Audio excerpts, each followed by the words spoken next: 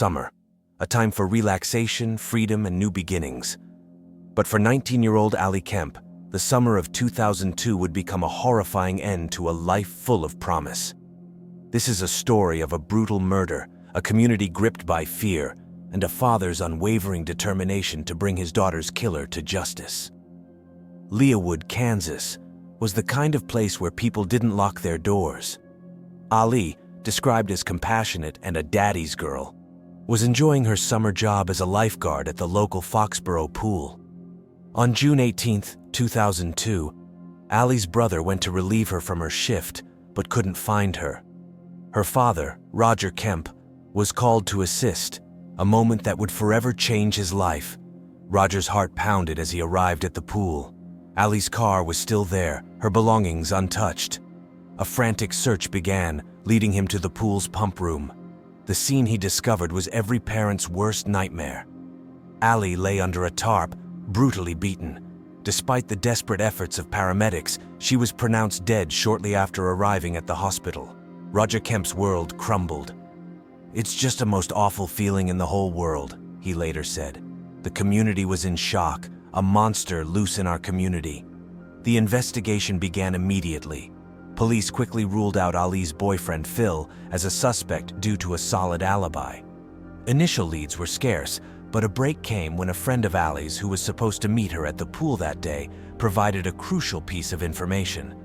The friend recalled arriving at the pool around 3:15 p.m. and honking her horn.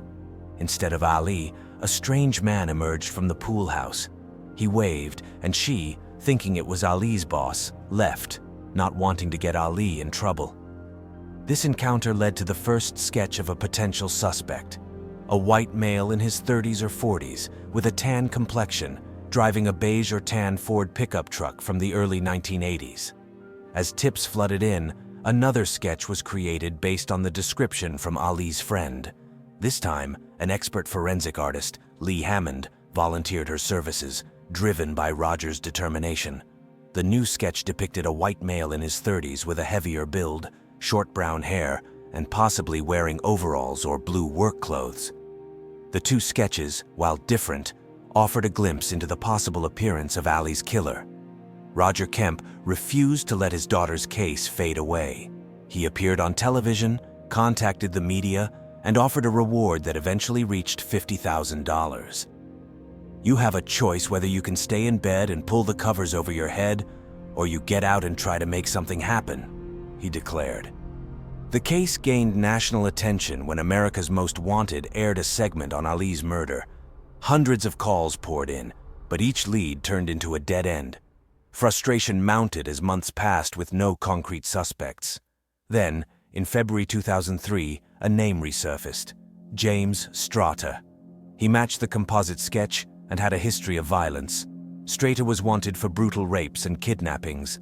Hope surged, but again, it was short-lived. DNA testing cleared Strata. "I thought that I will never get this high or this low again," Roger Kemp lamented.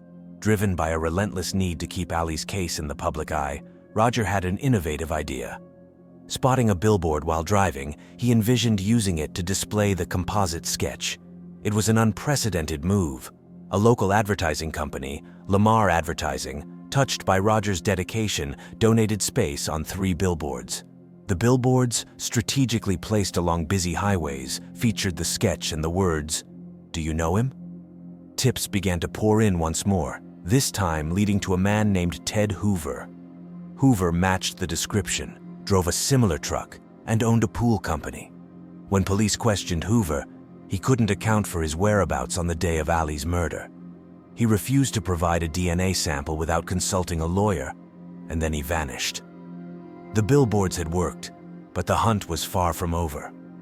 The investigation led police to Connecticut, where Hoover was living under the name Benjamin Applebee. Applebee had a history of indecent exposure. On November 8, 2004, he was arrested. Kansas detectives arrived in Connecticut, determined to get a confession.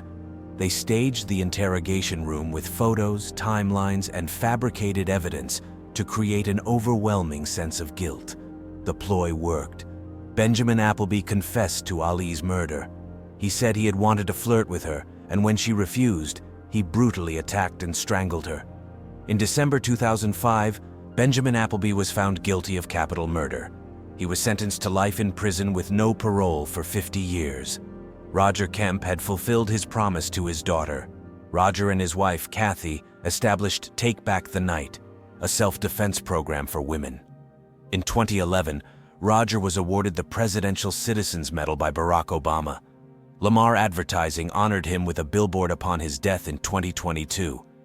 Ali Kemp's story is a tragic reminder of the evil that exists, but also a testament to the power of a father's love. Roger Kemp turned unimaginable grief into a relentless pursuit of justice, ensuring that his daughter's killer would never be forgotten and that her life would inspire others to fight for good. The billboards that helped catch a killer became a symbol of hope, proving that even in the darkest of times, one person's determination can light the way. What are your thoughts on this? Let me know in the comments. Please stay safe. Till next time on Digital Dossier.